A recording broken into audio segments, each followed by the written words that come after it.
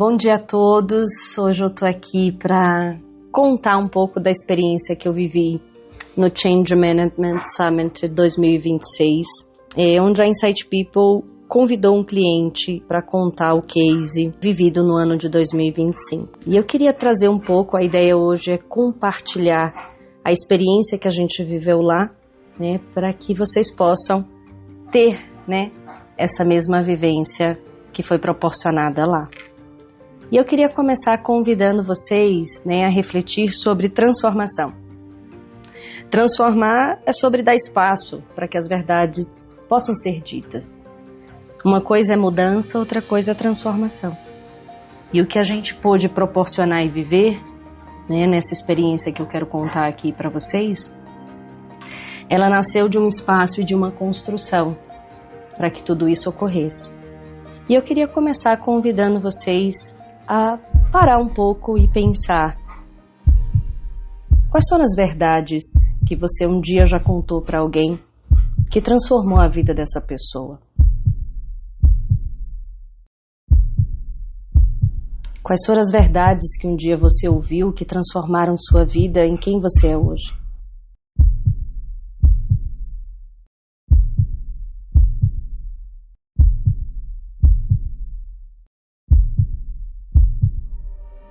E eu queria me apresentar contando um pouco sobre uma verdade que transformou a minha história e que fez quem eu sou hoje e que me fez construir a Insight People a partir da minha grande verdade.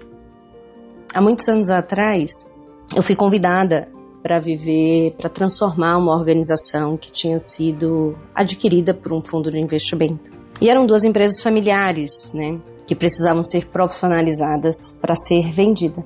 Naquele momento, uma das pessoas da minha equipe me chamou e falou: Nara, eu preciso te dizer uma coisa. Você é muito boa de PowerPoint. Você é muito boa de estratégia. Mas você é muito ruim de pessoas. Eu falei, mas como assim, né? O que é ser ruim de pessoas? Visto que eu seguia todos os protocolos de liderança. E o que ela estava querendo me dizer que eu não estava observando é que eu não estava conseguindo ver aquilo que mais impactava as pessoas. Eu não estava conseguindo enxergar o impacto negativo que eu estava gerando nas pessoas porque eu não estava ouvindo as histórias delas, porque eu não estava respeitando a história que levou elas até ali. E foi assim que nasceu a Insight People, uma consultoria que leva a construção e a transformação a partir das histórias que foram vividas até aqui.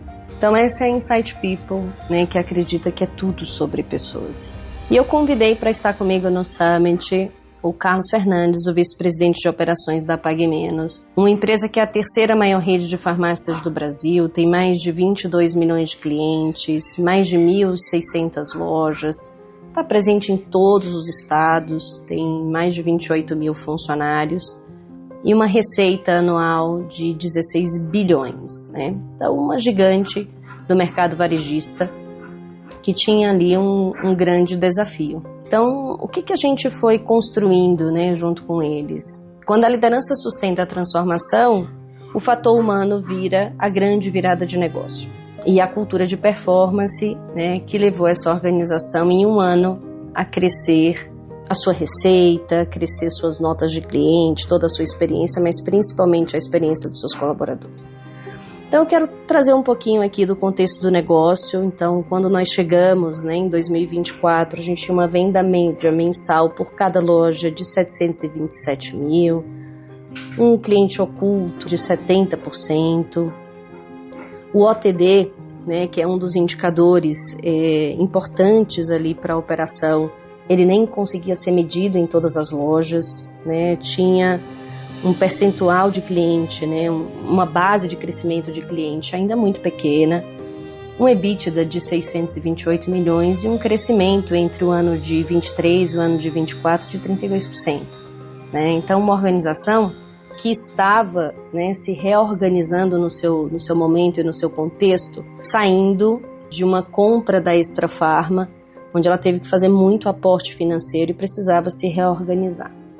Então, qual era a estrutura, né, de operações que sustentava as lojas? A gente tinha um VP de operações com Carlos Fernandes, abaixo dele 6 diretorias de operações, com eles distribuídos em 88 gerentes regionais, que daria uma média ali de 15 gerentes regionais por cada diretor e aproximadamente 3.700 funcionários por cada diretoria. Então são 1.688 lojas, mais ou menos 250 funcionários por cada gerente regional, tá? E um total de 22 mil colaboradores somente na operação de loja. Qual foi o contexto da transformação que a gente encontrou? A gente tinha algumas barreiras ali no projeto, né? Quando a gente falava de barreiras comportamentais, a gente usou como base de dados a metodologia da GPTW, né? E a gente percebeu uma alta concentração de líderes considerados líderes inconscientes, né? Que são líderes que não entendem, né, a sua função, eles não seguem rituais de gestão, né? Eles não envolvem, não desenvolvem as pessoas, eles não cumprem, né, os seus rituais ali de liderança. As barreiras culturais principais que a gente encontrou era uma liderança muito paternalista e uma despadronização nos rituais de gestão a nível nacional. E um dos pedidos do Carlos, quando nós começamos esse projeto, foi dar previsibilidade daquilo que estava planejado. Então, para isso, a gente precisava que todas as lojas executassem o que tinha sido planejado. E um ponto importante é que não só a gente estava fazendo, né, o movimento com as lideranças, mas existiam iniciativas estruturantes do negócio acontecendo ao mesmo tempo. Então houve uma nova governança de operações, estava sendo revisada toda a estrutura organizacional. No grupo de 88 gerentes, 30% era nova. E o RH, que é a área que apoia, né, toda a área de pessoas, estava vivendo um processo de regionalização, saindo da centralização da matriz e sendo estruturada nos polos regionais. Mas o que a gente tinha de bom, né, que poderia nos ajudar nesse processo de transformação? Era uma empresa de dono com capital aberto. E empresa de dono ele tem uma grande vantagem porque você tem uma pessoa de referência e o fundador foi, né, uma peça-chave no processo de convidar as pessoas a querer viver essa transformação. O patrocínio da alta liderança, presidente, vice-presidentes, apoiando, abrindo sua agenda para estar presente durante o projeto.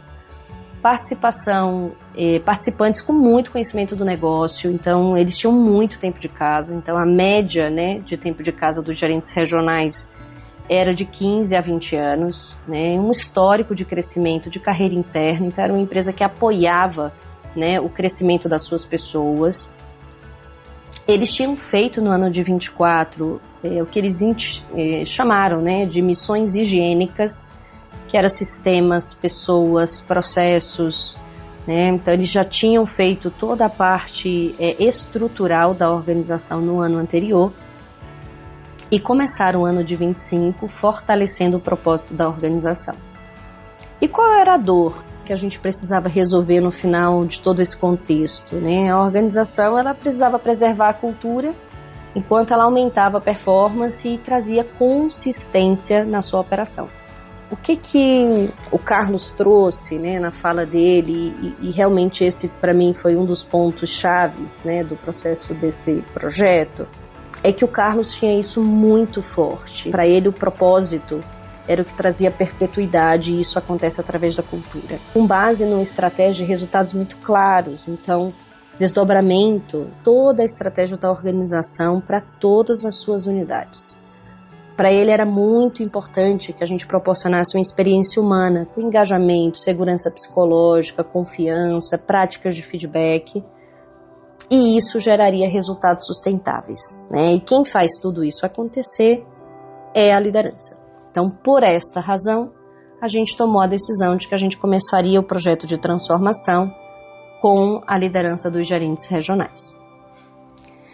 E o fator humano, num processo como esse, ele é um dos principais desafios. Trazendo um pouco de dados de mercado, a gente tem 70% das transformações falham, menos de 40% das pessoas, né, apoiam as mudanças.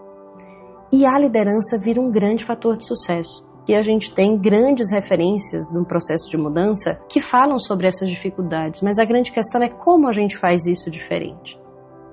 Então, qual foi o diagnóstico? E aqui o que a gente encontrou na organização? E eu vou trazer um pouco de como a Insight People enxerga a organização e diagnostica. Então, a gente olha 4 grandes pilares: qual o nível de maturidade da liderança, quais são as entropias culturais que estão impedindo a organização de crescer de forma estruturada e saudável. E entropia cultural, gente, basicamente é energia gasta em coisas que não agregam valor. A prontidão para a mudança, o quanto as pessoas estão abertas para o que está sendo proposto, e a maturidade da governança, né? Então, essas 4 grandes alavancas impactam no nível de confiança das pessoas, engajamento, eficiência e a qualidade de decisão no dia a dia. Então, eu vou trazer um pouquinho sobre o que eu encontrei em cada uma dessas dimensões na Pague Menos. Então, falando de governança, a gente tinha uma baixa padronização, pouca clareza de papéis, uma variabilidade operacional muito grande e decisões baseadas na experiência. Então, a organização cresceu, passando o que conhecia para o outro. E aí a gente perdeu o controle de qual era a referência. Quando a gente falava de maturidade de liderança, a gente tinha uma baixa maturidade, uma liderança muito paternalista e uma consistência muito baixa. Lideranças que começavam iniciativas e eles não conseguiam terminar porque surgia outra pauta e ele abandonava o que ele já estava fazendo.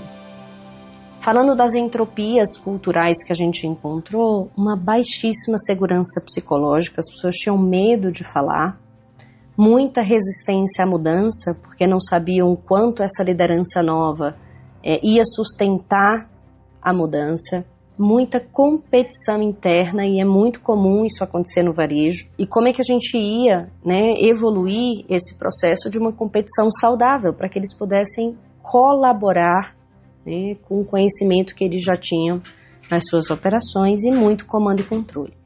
Então, o que a gente via era uma organização que gastava muito tempo e energia para garantir que as coisas acontecessem. Elas só aconteciam nas visitas, elas só acontecia quando alguém mandava alguém fazer. E quando a gente olha a prontidão para a mudança, muito baixa, porque a organização tinha um histórico cultural de muitas iniciativas e poucas acabativas. Então, diante de todo esse cenário, como a gente foi abrindo ali os principais indicadores e o que a gente estava se propondo em construir em 3 anos.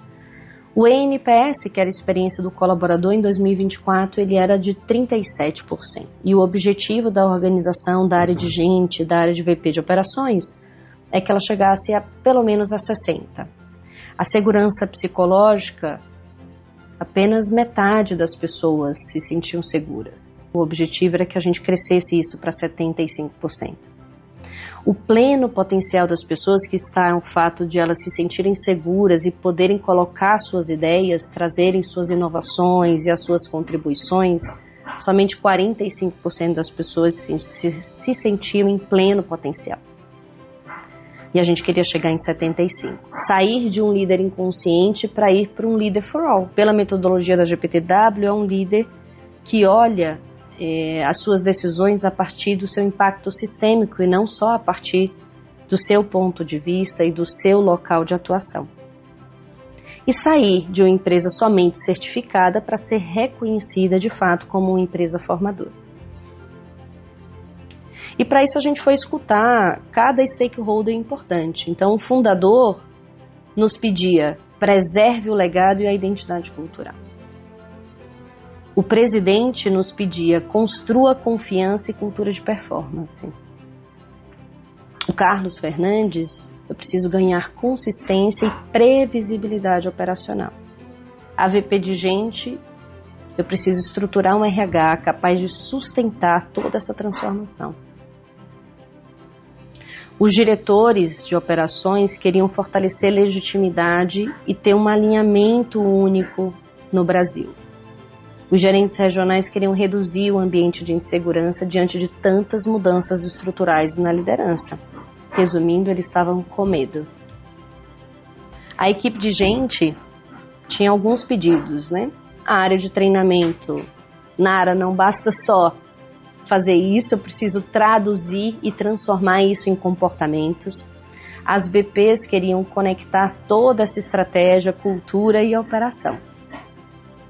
A conclusão é que a gente tinha um índice de maturidade muito baixo, muito fraco. E aí a gente ficou se perguntando, né, onde estava o poder para mobilizar toda essa transformação numa realidade de negócio de muita capilaridade. Então a nossa estratégia foi transferir legitimidade para os diretores regionais. Para isso eles precisavam ter uma narrativa única, os gerentes regionais assumirem um lugar de protagonistas e a gente instituir a governança como rotina. O que a gente precisava aumentar? Confiança, autonomia, prontidão, clareza e consistência. E foi assim que nasceu o Lidera, que era o Programa de Desenvolvimento de Líderes do Apague Menos. Então, mais do que um programa de liderança, a gente criou um mecanismo de sustentação da transformação. Então, a gente tinha módulos presenciais, foram 4 módulos acontecendo durante o ano, uma aprendizagem experiencial, então todo o conteúdo partia de cases reais deles do dia a dia, para aumentar a chance de ele colocar em prática no dia seguinte, né? E com isso a gente tinha um pano de fundo de trabalhar as 3 primeiras etapas do ADK. Ter consciência, gerar desejo e saber o como fazer, né? Dentro de um ambiente de segurança psicológica, onde a sala de aula virou um laboratório, um exercício, né? Onde a gente dava feedbacks ao vivo, né? Para que eles pudessem ali perceber e entender que era um processo de aprendizagem e não sobre certo e errado. Quando eles saíam dos módulos presenciais, eles iam viver missões gamificadas durante 15 dias e a gente conseguia acompanhar dia a dia as interações num dashboard online e a gente ia ajustando e corrigindo rota para garantir que eles colocassem em prática e tivessem reconhecimento no momento presente, né? No momento exato em que as coisas estavam acontecendo. Então, as nossas prioridades de transformação do ano 1 foram pertencimento, como é que a gente trazia legitimidade para essa nova liderança, porque o que a gente percebia culturalmente é que as pessoas, por ser uma empresa muito relacional e paternalista, as pessoas não respeitavam a hierarquia. E a gente precisava que essa operação entendesse que era através do gerente regional que as coisas iriam acontecer. E aqui um pouquinho de um vídeo de como aconteceu o Lidera, como foi o lançamento do Lidera para esse grupo em abril do ano passado. Então, na passagem desse vídeo, eu queria que vocês assistissem ele percebendo o momento e o símbolo onde a gente fez a transferência de poder do fundador para a nova liderança e o quanto a atividade final trouxe a eles a responsabilidade da perpetuidade desse negócio.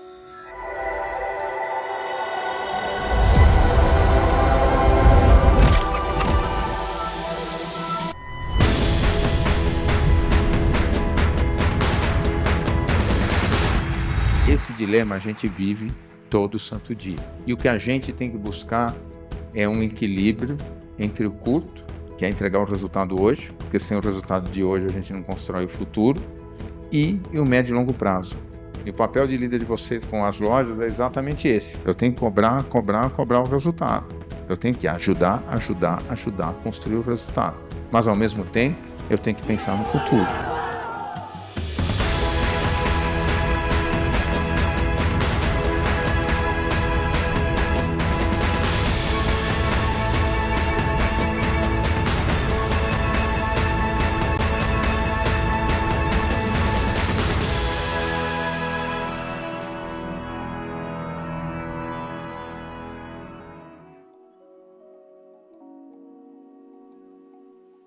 A nossa prioridade 2 foi melhorar a eficiência operacional, governança, indicadores, rituais e decisões baseadas em dados, porque eles tomavam muita decisão baseada na experiência e não na informação e no dado real.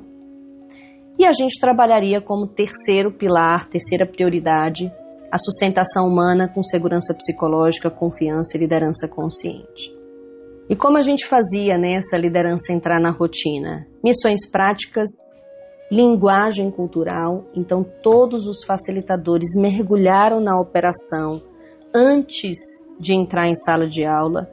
Rituais recorrentes com todos os níveis de stakeholders, VPs, diretores, BPs, da área de treinamento.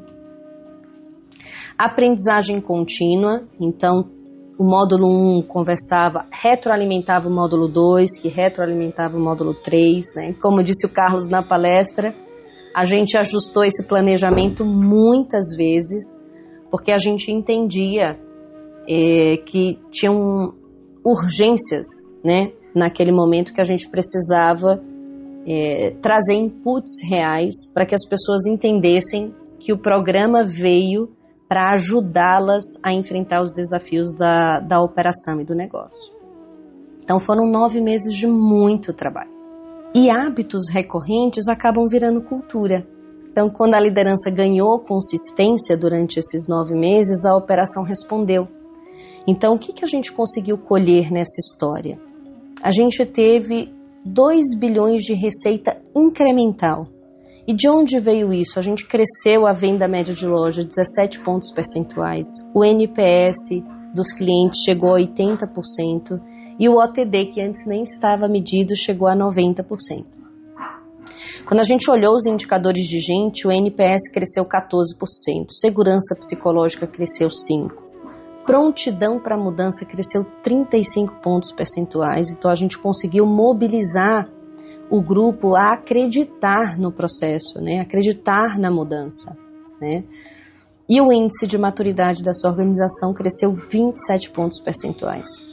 O que a gente esperava, 3 anos construir reconhecimento, em 1 ano essa empresa saiu de uma empresa certificada para estar entre as 10 maiores e melhores do varejo. E as transformações, elas aceleram quando a liderança se torna referência legítima de mobilização. E o que mudou na liderança? Elas estavam mais confiantes, elas tinham mais qualidade nas relações, mais clareza do papel delas, mais abertas para o processo de mudança, mais consistente na sua gestão, com a maturidade decisória muito maior e com muito mais verdades. Então a gente foi vendo lideranças que trouxeram o que realmente estava impactando a operação, o que realmente eram problemas estruturantes para que a gente pudesse liberar o fluxo e trazer a performance, o que aumentava nelas todo o empoderamento da solução desse problema. Então aqui eu vou passar para vocês um vídeo da experiência e o depoimento daqueles que participaram desse processo. O desafio bom falar sobre o Lidera.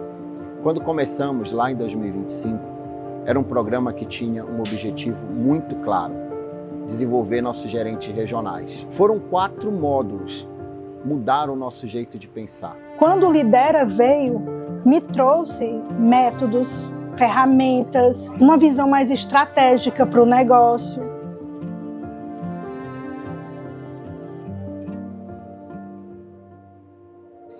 Durante o processo e o programa de desenvolvimento de líderes do Lidera Mais, a gente teve aí eu diria que um grande despertar de consciência. Eu acredito que a gente teve assim um desenvolvimento como líderes e saímos desse Lidera muito mais preparados para os desafios do varejo farmacêutico.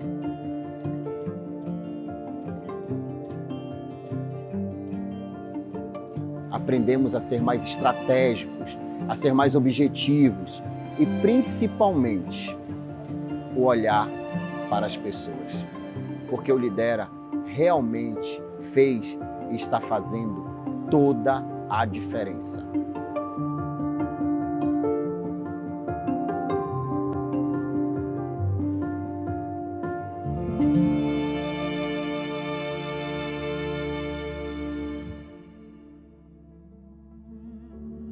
E qual era o desafio do ano 2? Né? Melhoria contínua. Então, continuar fortalecendo a maturidade da liderança, fortalecer a cultura de processos, fidelizar cliente de cuidado contínuo, que é a grande estratégia da Pague Menos como diferencial de negócio. Então a pergunta não é qual mudança você quer fazer, é o que está impedindo ela verdadeiramente de acontecer.